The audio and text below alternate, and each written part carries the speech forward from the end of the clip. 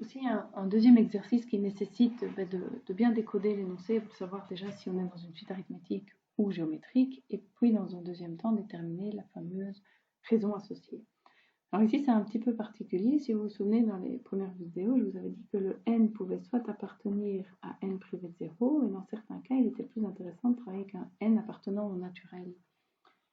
Souvent, pour les exercices d'économie, entre autres, ou en sciences, on utilise les moments initiaux. Ici, typiquement, c'est le cas, parce que quand on vous dit que le 1er janvier 2005, une entreprise a acheté une nouvelle machine d'une valeur de 50 000 euros, le premier terme de la suite, c'est 50 000 euros. Et on n'a encore rien perdu. Or, on nous dit que chaque année, la machine va perdre 15%. Elle se déprécie de 15% chaque année. Ça veut dire qu'au bout de la première année, il ne nous restera plus que 85% de la valeur de départ. Et donc, pour signifier que l'année complète s'est écoulée, je pense que c'est préférable dans ce cas-là de garder le U1 pour finalement le 31 décembre 2005 ou le 1er janvier 2006, à cheval sur les deux. Et donc, ceci, c'est ce qu'on va appeler une année de départ, on va l'appeler l'année 0. Donc, U0, on va plutôt travailler du coup avec N dans les naturels. U0 est égal à 50 000. Il ne s'est encore rien passé, ni dans le temps, ni en perte d'argent, ou quoi que ce soit. Et la raison, Q, comme je viens de le dire, perdre 15% de sa valeur, donc perdre 15% de sa valeur, ça revient à garder, conserver 85% de la valeur initiale.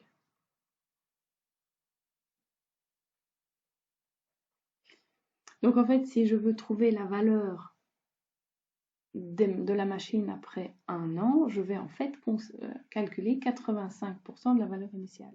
Certains auraient envie de faire 50 000 moins 15% de 50 000. C'est pas faux, mais c'est relativement long comme calcul puisque vous devez calculer 15% de 50 000 et puis retrancher ce que vous aurez trouvé là à 50 000. Ça, c'est la même chose si je mets 50 000 en évidence. Faire 50 000 fois 1 moins 15%. Mais 1 moins 15%, c'est bien la même chose que ici, c'est sous-entendu 100%. 100% moins 15%, 85%. Donc la raison, dans notre cas, c'est 1 moins 0,15. N'oubliez pas de transformer vos pourcentages en nombres décimaux. Donc une raison de 0,85. Une fois que tout ce travail est fait, il suffit d'aller remplacer dans les formules.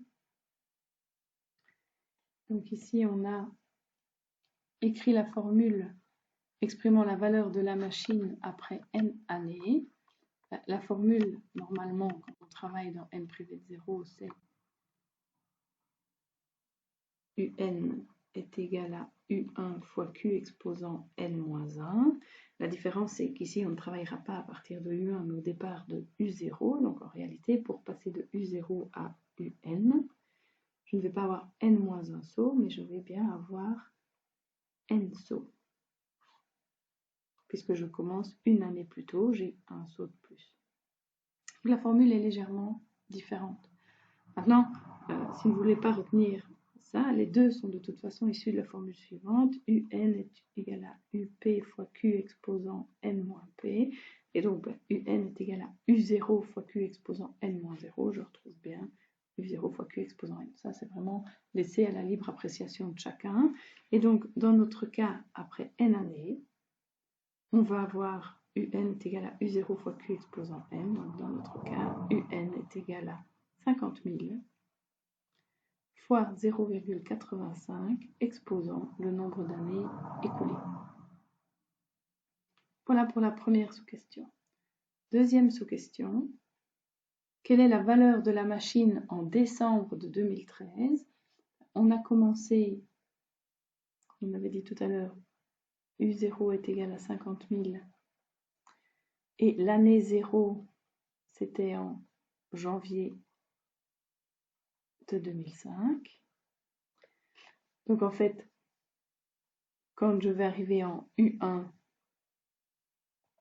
je serai en décembre, 31 décembre de 2005.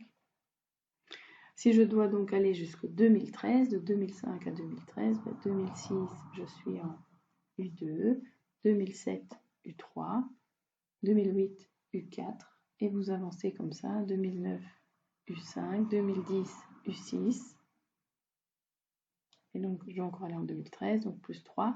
Si en 2010 j'étais à U6, en 2013 je serai en U9. Je vais devoir calculer U9. Ça, ce sera en décembre 2013. Donc, n égale 9, c'est le nombre de termes que je vais a priori parcourir dans la suite pour arriver jusqu'en 2009. Moi, ce que je cherche à calculer, c'est la valeur en 2009. En 2013, donc la valeur U9.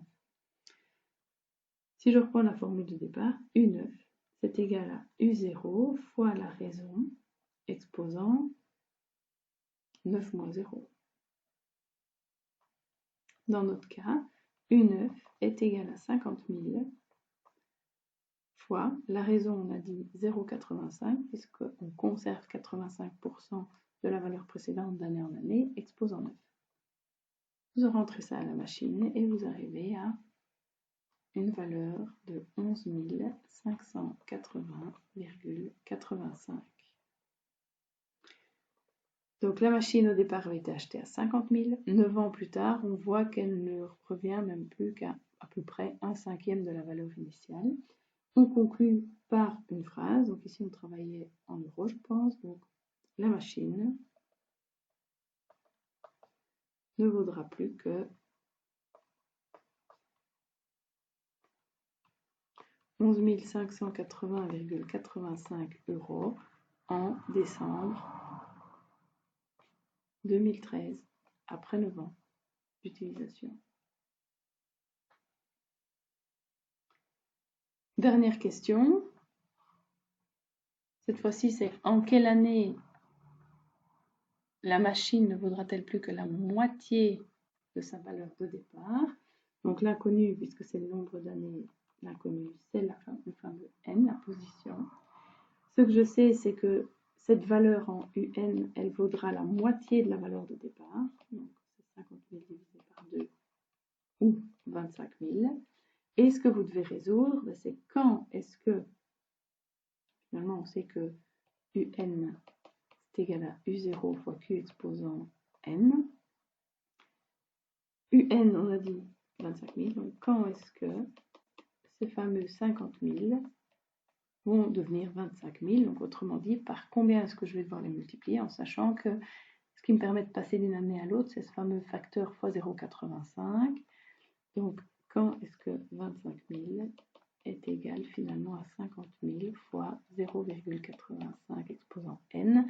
Et notre objectif est d'aller déterminer cette fameuse valeur de n qui est à l'exposant. Et donc, comme on l'a vu dans d'autres exercices, vous n'avez pas vraiment d'autre choix cette année-ci que d'aller dans le menu tableur de votre calculatrice. Et vous rentrez par exemple ceci en Y1, ceci en Y2. N'oubliez pas de mettre un X au lieu du N, puisque la variable dans la calculatrice c'est X par défaut. Dans vos settings, que vous avez rentré Y1, Y2, vous appuyez sur Settings, vous demandez un nombre d'années suffisamment avancé. Je ne sais pas, vous pouvez facilement placer à mon avis Setting Start 1, première année 1 ou 0 en fait. Start égale à 0, le pas, le step, vous mettez un step de 1 puisqu'on fait à chaque fois une année supplémentaire. Le n, vous pouvez commencer à 10 à mon avis. Si vous voyez que ce n'est pas suffisant, 10, vous irez le changer en 20. Vous quittez et vous appuyez sur F6 pour afficher la table. Et là, vous allez voir que au niveau du x égale 4, donc si x égale 4, vous allez arriver à une valeur de 26 100 pour votre fameux y2, donc vous serez supérieur à y1, donc x égale 4, ça n'ira pas. Si vous regardez à la ligne pour x égale 5, vous allez trouver un y2, cette fois-ci de 22 185. Et donc, la seule chose dont vous allez pouvoir conclure, c'est que la perte de la moitié de la valeur finalement de cette machine aura lieu dans le courant de la 4e année. La 5e année ne sera pas encore totalement terminée. Voilà, donc quand je suis en U1, je suis dans le courant de la première année, U2, je suis dans le courant de la deuxième, et ainsi de suite. Donc c'est durant la 4e année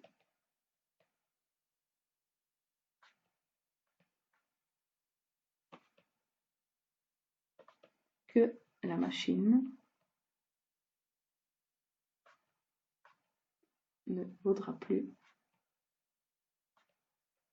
que la moitié du prix de départ.